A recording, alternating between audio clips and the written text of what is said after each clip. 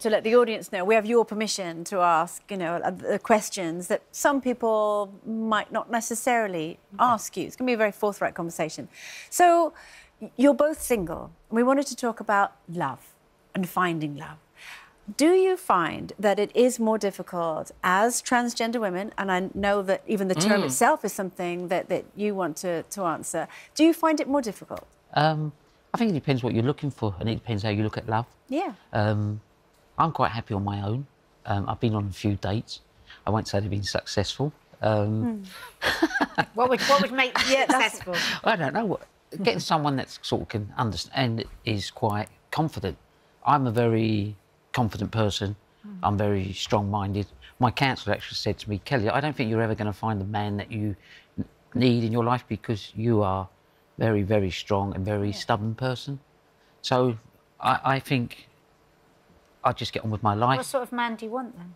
I'm not sure I want a man. I'm not sure I want anyone in my life. I've got my 4 dogs.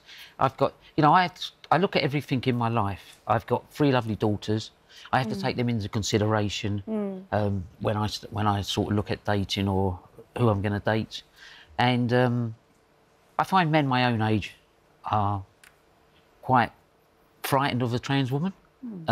You know, when I go out with them, I make a point of just telling them I'm trans right from the start. Yeah. I think there's no point. See, that's interesting. I'm not brave enough to take that tactic. I would So you rather... wouldn't say it up front? Do you know what? There's lots of different ways to play it, and I'm open to advice. So if anyone's got any advice on the best way to play this, just get it out please tell me, because What do you mean, India, not brave enough? Yeah. Well, it's such a difficult subject to broach, and because of the stigma that surrounds trans, which shouldn't exist, really, I think if you just say it from the off, it's like turning up. I think of it as you're turning up and saying, look, I'm India and I've got a dodgy hip, or I've had this operation earlier on, or hi, I'm India, I used to have cancer. Initially, if you meet somebody, I don't think it's relevant at that stage. I think it only becomes relevant if you get to the internet. But the problem is, the further you go down the line, and you have to tell them, they realise you've lied to them, so you've then got that. Have you ever done that? Have you ever sort of got a bit... I'll tell you why I opened up. So, one of the first dates I ever went out was quite funny. The person never recognised... I'm quite recognisable, so I accept that it's easy to get it. Because if they don't recognise me, maybe one of their friends, if we continue and we go out, and I would hate to embarrass that person. So I went out on this date with this guy, and I always choose local restaurants because I know I'm comfortable there and I feel well. And we went to this restaurant, and it's the first time I'd only just moved to the area in Kent. And we were sitting in the restaurant having a nice meal, chatting. And all of a sudden, the owner of the restaurant came over and went, I'm so pleased someone like you chose my restaurant. And I looked at him like this, so, sorry? I was trying to play all the... He went, oh, it's so nice to have someone famous in my restaurant. Oh. I went, no, I think you got it wrong. He went, I understand, and he walked off, and he sent over a bottle of champagne to the table, which was nice. But then the guy looked at me and he went, are you famous? And I went, well, yes and no. I said, it depends. He went, because I've noticed since we've been in this restaurant, a lot of people are looking at this table. Yeah. He said, they're not looking at me. So I said, OK. I said, I'll tell you. And I blurted it all out. Yeah. I was Frank Maloney, a boxing promoter. Then we got talking about boxing, so that was all right. See, that's a great escape. Was he upset with you that you didn't know that before? Well, I don't know, because then I said, look, I would have told you. I said, but at the end of the evening. And when we went to the car, like, I said, would you like to have dinner again or something? Because I had sort of... He was a bit shy, I think. And he went, I'll think about it. Yeah. But he got in his car and I never heard no more. Okay. So I thought, you know what, let's just get it straight out. It's easy. What would you do, I suppose, if you met somebody and you didn't know that they were trans and then you found out later on down the line? Would that upset you, or would you be fine with that? Because I think I'd be OK with it, actually. Funnily enough, I went for coffee with Boy George just after Christmas. And we were having a chat, well, Boy George, national treasure, and we were having a chat about love, and he was asking me about dating and all that sort of thing. And he said, and I've kept hold of this, and he said, you know, you find love in the most unexpected places. Never rule anything out. So would I go out with a trans man? Absolutely. Providing he's fit.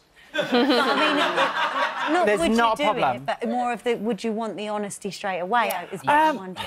Well, for me personally, I'm a little bit different from Kellie in that respect. Honestly, I don't think it's a question that you have to raise to start with. You don't know where it's going to go. You don't know whether you're going to gel.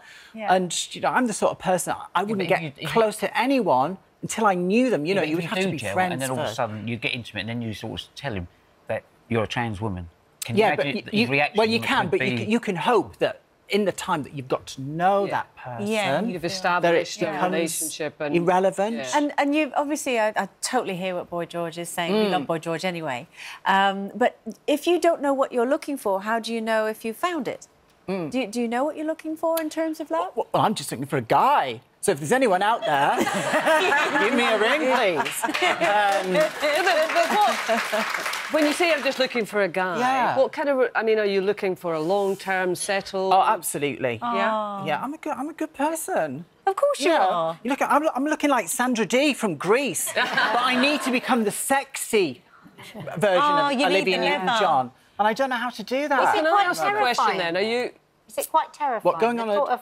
Well, yeah, and then go beyond, and then because dating is scary, whatever, isn't it? I think it's one of the biggest challenges of going out with somebody and leaving yourself vulnerable. 2 weeks ago, I went to my first ever singles night. Oh, I heard about it. Which was terrifying. Honestly, I turned up and I got to the door. And I thought, honestly, I can't do this. And then I turned round and so many other people had turned up that I thought, oh, well, I can't leave. Yeah. So I went in and I thought, oh, God, you know, nobody's going to come near me. This is dreadful. And a guy came over and he said, don't I know your face? And I'm thinking, which face? Because I've had two. So should I mention it or not? And so we carried on chatting and what have you. And then he said, Jack Daniels? And I said, no, I was never called Jack Daniels. And then I did tell him, you know, because we were warming up and we were having a little chitty chat like that. But that was a terrifying experience. Yeah. But it's terrifying for anybody. Yeah, it is. And if you're back on the dating scene, for whatever reason, where you've had a breakup, it doesn't matter. It's a difficult situation. So, and I'm not trying to be indelicate, but the physical side of things. And as I say, if anyone's back on the dating scene, there's always a bit of nervousness about getting intimate with people. I think the physical side is probably a bit of a barrier for me. I'm not sure I want someone jumping on top of me. Is that because it's a little... I actually think I'm going to put on my headstone, returned unopened. So you don't want a physical relationship? You don't want a physical relationship? No, I believe love is made up of a lot of different things. If I go into a room and the light goes on in my head and that person's there and we start communicating and we build a friendship, we start to understand each other. I think the love will come natural, but I don't want to just go out for physical sex, because if I want to go out and get sex, I could go anywhere and just pay for someone to lose my virginity, but I quite like my virginity. Oh, here. I'll take you another same, India. Well, I think I would. Having gone through all the bother of actually transitioning, and hand on heart, it's a shock to me as much as anyone else. I actually find guys attractive. That wasn't something that I even anticipated during transitioning, because it was always a gender thing. People think that gender and sexuality are the same, completely different. I went through it and then I realised, and it was like an awakening. So, yes, I would like to give it a go. I think with me, it's probably going to be like an out-of-body experience. Because being a journalist, I can sort of see myself hovering above, sort of taking notes and wondering what's going to go on. But I just don't know. I don't know what it's going to be like. Well, do you know, I'm so sorry we've run out of time with this, because it's so enjoyable hearing your stories and just learning more as well. As long as everybody remembers to ring in. Here we go. Contact us here at Lewsome. We are now Lewsome and dating site. We are.